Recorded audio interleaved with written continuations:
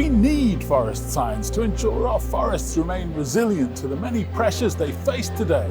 And there's no better place to discover the latest research and how it's being put into practice than at the IUFRO World Congress, and you can watch it all right here on IUFRO World Congress TV.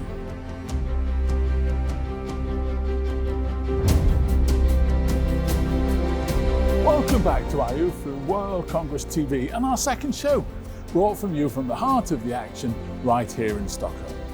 The global forest community is here to discover the very latest in forest science with the aim of maintaining and improving forest health for the benefit of all. Our theme today is strengthening forest resilience. Let's take a look at what's on the show.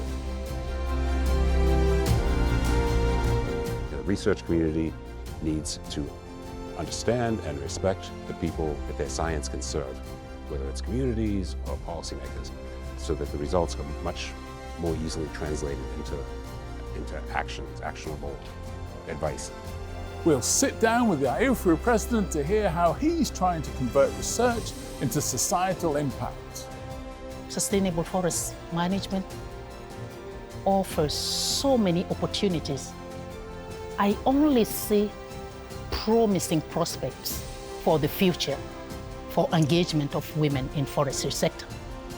And speak to Juliet Bio about the essential role of women in the future of the forest sector. We all have to play a part in this, because the future health and sustainability of our forest means the future health and sustainability of society by large. And continue our journey around the world to discover the newest science making impact on the forest sector today. And where can you watch it all? You'll find us on screens throughout the venue, on the IUFRO World Congress website, and you'll find all our content online and on YouTube and X. First, let's go to Elna Pauletti and Fredrik Ingmarsson to get the background on today's theme.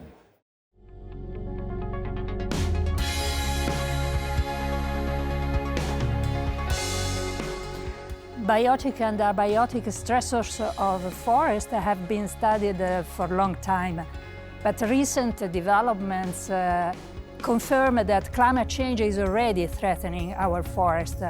For instance, by increased risk of fire, increased attacks by pests and pathogens. Also, an unbalanced forest, soil and water nexus requires us to predict the magnitude and extent of such disturbances.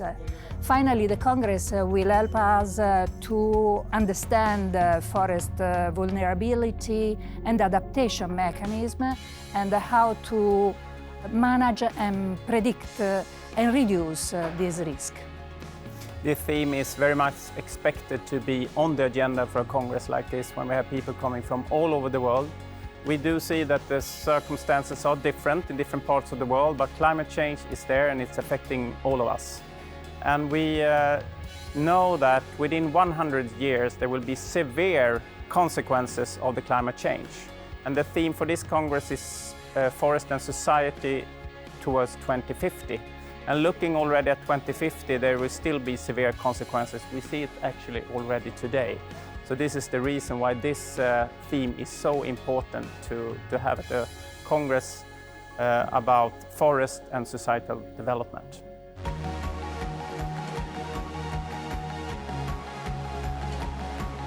Well, first of all, John, thanks ever so much indeed for taking the time to talk to us today. We really appreciate it, so thank you. My pleasure, Stephen. Great to be here. So when you took over 5 years ago as president, you said the world needs IUFRO and what IUFRO has to offer. Now, a lot's happened in those 5 years. Do you feel that's still the case today? I think it's more the case today, actually. I mean, unfortunately, the problems that I was thinking of when I began my term and made this speech in Curitiba, I mean, many of them have just gotten worse. You know, the biodiversity crisis has deepened. The climate crisis has deepened. However, people are much more aware. I think the general public is much more aware of the urgency of dealing with climate change, which, horrible as the trends are. I think it's a good thing that public awareness has increased. But I think across the board, I think there's a desperate need to use the accumulated knowledge of the scientific community as well as the emerging knowledge and innovation that's coming from us. This conference has been a great success. And when you come to this conference, there are people here literally from every corner of the planet and covering a huge array of different research specialties. How do you bring all those people and all those places together to form one common goal? Well, I mean, part of that is, I think it happens anyway, regardless of any effort I make, because I mean, people are, regardless of people's disciplines, they're all working around dealing with common challenges. If it's climate, you see, so much work being done in the social sciences that relates to climate adaptation, for example. Many of the other major fields that we have in UFRO, we're still dealing with some common challenges. And I think actually the Sustainable Development Goals have actually provided a nice focus for our interdisciplinary work. Because we're all, I think all of us are quite concerned about our science, our knowledge reaching decision makers and people who can actually use the information that we have, and focusing these days on the SDGs, whether it's poverty alleviation or climate or biodiversity. I think these provide nice focal points for all of us. One of the things I've been struck by is the diversity. How do you continue that trend? How do you continue to bring different voices into your community? Well, that's the one favor that the COVID-19 pandemic did for us. We had to shift our strategy dramatically in a very short time because for so long we've been relying on these physical meetings for us to interact and to form alliances and personal and professional relationships, and suddenly that was gone. So very, very quickly our network started doing much more online, webinars and meetings of various sizes, including some large ones. We started doing this online. It worked very well, and the real advantage of doing virtual conferences or any kind of activity is that you can bring in people who otherwise would have little or no chance to travel, for economic reasons, for other reasons, and it's been a dramatic increase in the geographic diversity of our participants in meetings, and I think that's what you see here now. I mean, there's so many more people motivated to get involved in UFRO. Those who are fortunate enough to find the resources to get here to Stockholm, they're here and really excited about it. In your President's discussion, you focused very much on translating forest research into forest management. What are some of the challenges that are faced in doing that? Well, we had 5 very different examples of how, and these were people who were involved either in research management or in land management, and they all had a lot of experience in this interaction between research and practice. Although there were great differences in context, the success stories that they were reporting all had to do with successful communications. So that was absolutely critical. The research community needs to understand and respect the people that their science can serve, whether it's communities or policymakers or individual land managers. And when that happens, the decision makers or the communities are much more receptive to what the scientific community has to offer. But this dialogue also helps the researchers to define and design their research so that the results are much more easily translated into actionable advice. One of the things that we really picked up on in the discussions this week is, as you say, the importance of the communities, the local communities per se. How can you grow that bond, grow that link in the future? Yeah, I mean, I think for UFRO as a whole, we need to continue to expand our activities in social sciences. There's no question about it. It's been growing, pretty steadily over the last couple of decades. But I think it's really taking off now, especially with our emphasis on diversity and our emphasis on, addressing, real needs for people and thinking about again, back to the SDGs, Sustainable Development Goals. That really helps us focus. Thanks ever so much indeed for joining us, and it's been a great conference. I hope the rest of the week goes well. Thank you. Yeah, thank you, Stephen. It's been a pleasure.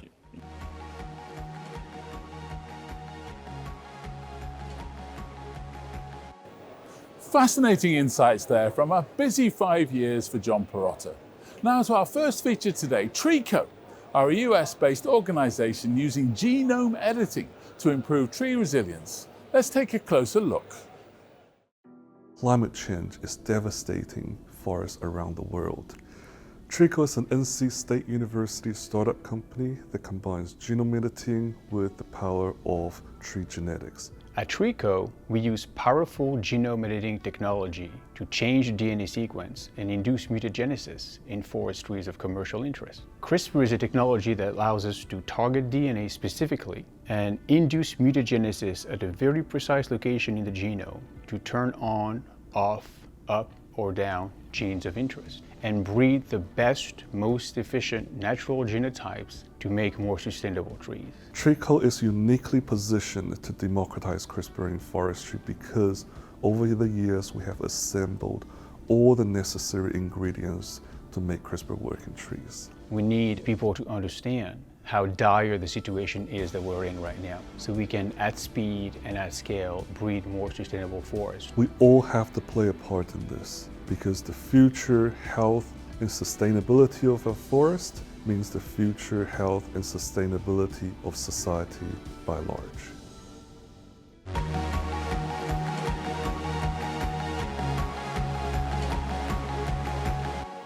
Coming up, we'll sit down with keynote speaker Andrew Leopold to look at his work on the impact of insects and disease on forest health.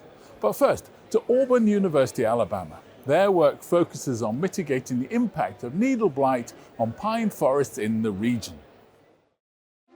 Our lab at College of Forestry, Wildlife and Environment at Auburn University focuses on trying to solve real-world problems to help industry members, private landowners, state entities manage their forests for disease and insects to keep them healthy. Brown spot needle blight is a pathogen in longleaf pine. It now is in loblolly pine. We're not quite sure how we'll manage it because now it's way up in the canopy and not easily burned. We take a multitude of samplings from the trees, from the soil, from the surrounding area, trying to get a feel of how the pathogen is actually affecting the trees. So we brought together this team, and we think it was a really good way to get at every aspect and angle of this disease, which will help us better come up with great management opportunities for land managers.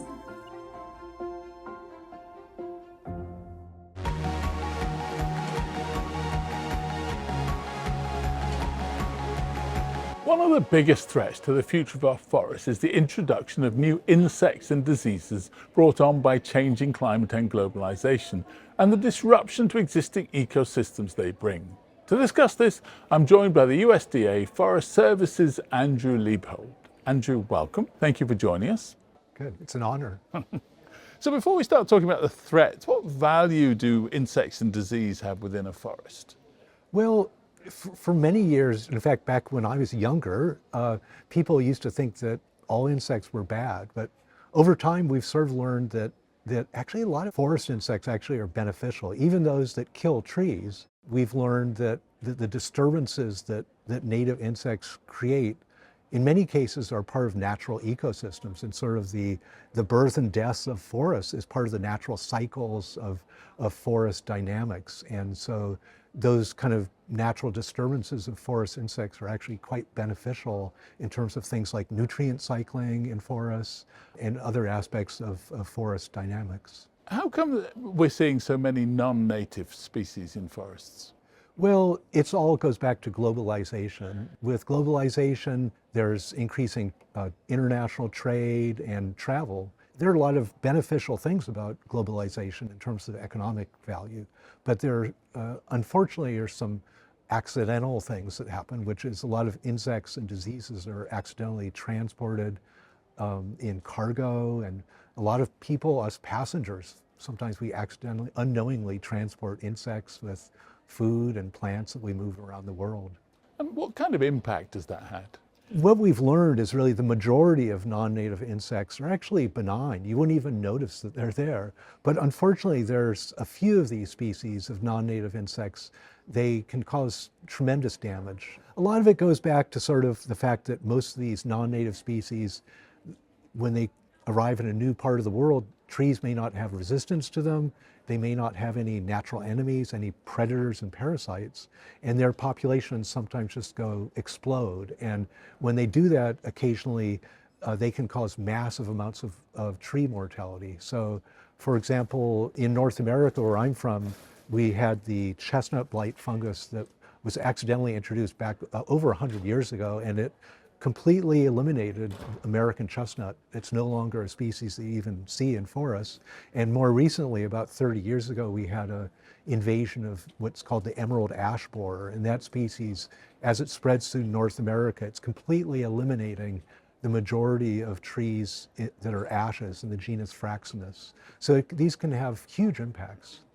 How do we increase resilience? Well, it's a really difficult question. I mean, part of the problem in making forests resilient is with climate change. It's very difficult to reverse climate change. And we know that climate change is causing changes in the disturbance regimes that a lot of insects and diseases cause. But with non-native insects, with invasions, our best approach to managing that problem is through what we call biosecurity.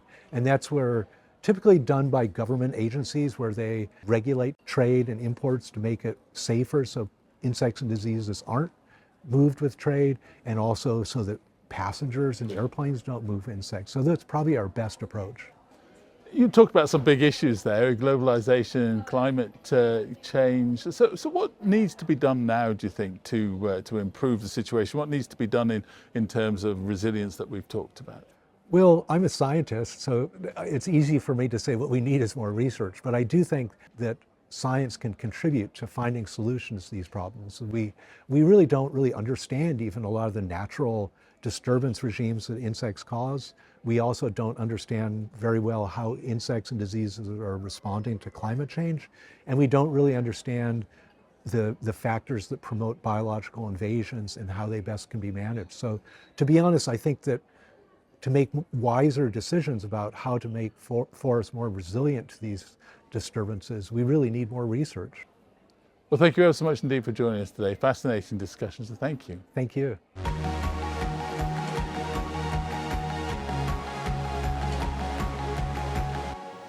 A major challenge there, but some great solutions from Juliet Bio. With more on this topic, let's head to Southeast Asia and the Australian Centre for International Agricultural Research, which is working to bring together scientists across the region to improve reporting of invasive pest species.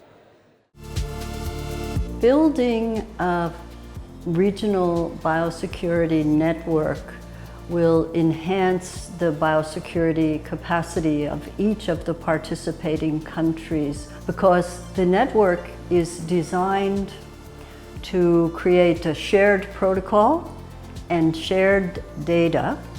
If there's a pest incursion in one location, the neighbors will be warned and they can prepare.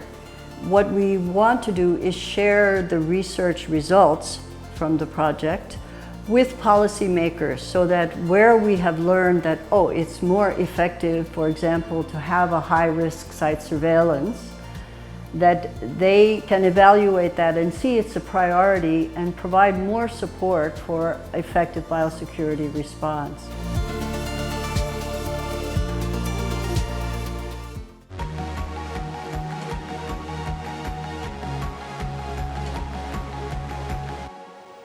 Now to the Ecological Restoration Institute at Northern Arizona University. Their goal is to accelerate restoration of forests to match the increasing impact of wildfires in the US. The mission of the Ecological Restoration Institute at Northern Arizona University is to serve diverse audiences with objective science and actionable implementation strategies for forest restoration and climate adaptation across Western landscapes. Forest management often involves managing forests for the benefit of a large population in order for them to have recreation opportunities, forest products, socioeconomic values. And so getting people to think about how treatments could restore forests as opposed to just producing traditional forest products and forest outcomes was the primary focus of the Institute. Part of that also included translating existing science from theoretical or primary science into actionable knowledge, working with land managers in order to restore these forests and create resilient conditions across the West.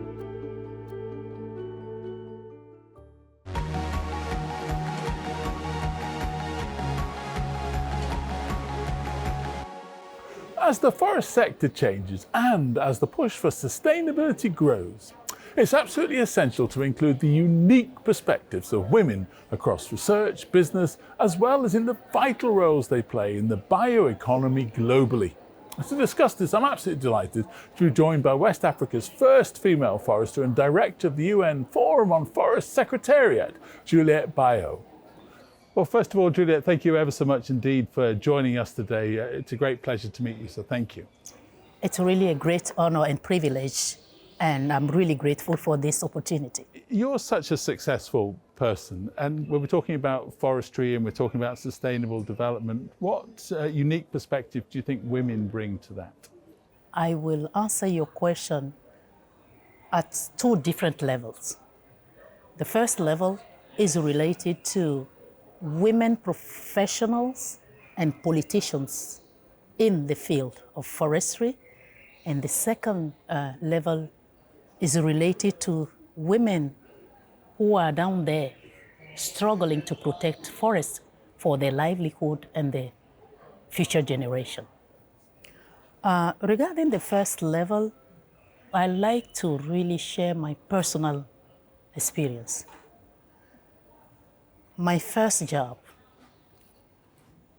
as the first female forester in West Africa and team leader 34 years ago has introduced a major change in the formerly gender-biased field of forestry, not only in my home country, Benin, but in West Africa.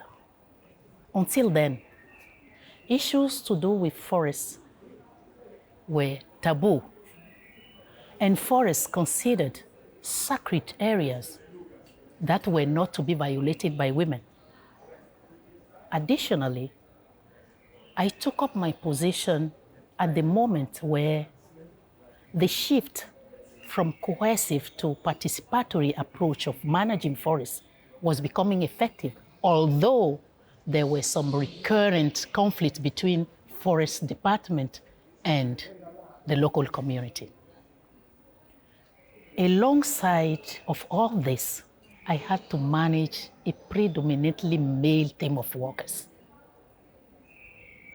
Against this background, my major responsibility included demonstrating an effective leadership at both managerial and technical levels, creating a climate of mutual understanding and a bond of trust within the organizational team and with the stakeholders.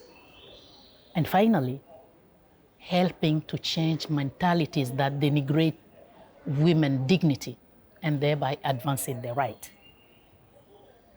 Believe me, it was not easy.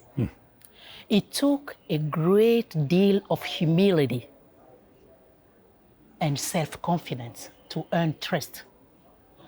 So the lesson that I learned from this experience at the field level is that what a man can do, a woman is able to do. And sustainable forest management is not just about planting trees. It's no longer timber-oriented. Sustainable forest management offers so many opportunities with all these challenges we are facing today in the forestry sector. I only see promising prospects for the future for engagement of women in forestry sector. That's a really interesting answer, thank you. And let's keep with that point. So how do you see the role of women evolving? From increased climate change deforestation, land degradation, worsening fire seasons, epidemics of forests, pests and diseases. But all this really offer great opportunity for women to step in. The problem with engaging with women in forestry, it has to start from their education. Women are not keen to study science, technology, engineering, and mathematics. As a matter of fact, the 2019 UNESCO Institute report revealed that less than 30% of researchers, of scientists in the world are women. This is where we need to work. So when we look at the forestry sector as a whole, what do you think some of the major challenges it faces are, and how do you think we should be addressing those? Forestry sector is one of the sectors where data are lacking just because of the informality and the seasonality of forests. For example, impact of deforestation, dispossession, land degradation from a gender perspective. Now we're talking about bioeconomy. It's important to see how we can engage women in bioeconomy. I think it's a matter of social justice and equity. These women have specific knowledge, whether we talk about professional female foresters or women at the local communities, they have specific knowledge, and being also more dependent on forest, it makes them key contributor to forest conservation and regeneration. So it's a matter of social justice. I think it's such an interesting point that you raise about social justice. And we're talking about gender equality. Yep. So how important do you think fostering gender equality is when we're trying to attain the Sustainable Development Goals? Equality of women and men in the forestry sector can contribute to sustainable forest management, social protection of families, national and community economies. It can also help to create food secure environment. We also know that equal access to education for men and women, for boys and girls, can also help to break down the stereotypes that they are facing in forestry sector. And finally, gender equality can also help to reduce gender-based violence and discrimination. I'll give you an example. You go to DRC now, in the region of Kivu, because of deforestation, women have to walk to go farther and farther to fetch firewood, and they are really where they face physical assaults. And so everything is related. My final question is, we're expecting 4,000, 5,000 people here this week at IUFRO 24. What would your message be in general to the audience at the conference, but also what would your message be to some of the younger women who are listening to you? I will really kindly request for more collaboration, sharing of experience for us to make this Congress a real success. The success for this Congress, to me, is really coming out with a clear roadmap for us to be able to take really urgent, ambitious, transformative, and bold actions to meet the deadline of 2030 for Global Forest Goals and Sustainable Development Goals. To the young professionals, you are the future managers. You are the future facilitators of the future needs in society. This is your wonderful opportunity. Seize this opportunity. For the professional women, I just want to assure you, there is no glass ceiling for women in forestry. There are a wide range of opportunities. Don't limit yourself. As rightly said by Eleanor Roosevelt, no one can feel inferior without his or her consent. End of quote. Do not feel inferior to men. Perfect. Thank you ever so much indeed for joining us. It's been a real honor to meet you, so thank you. It's a pleasure.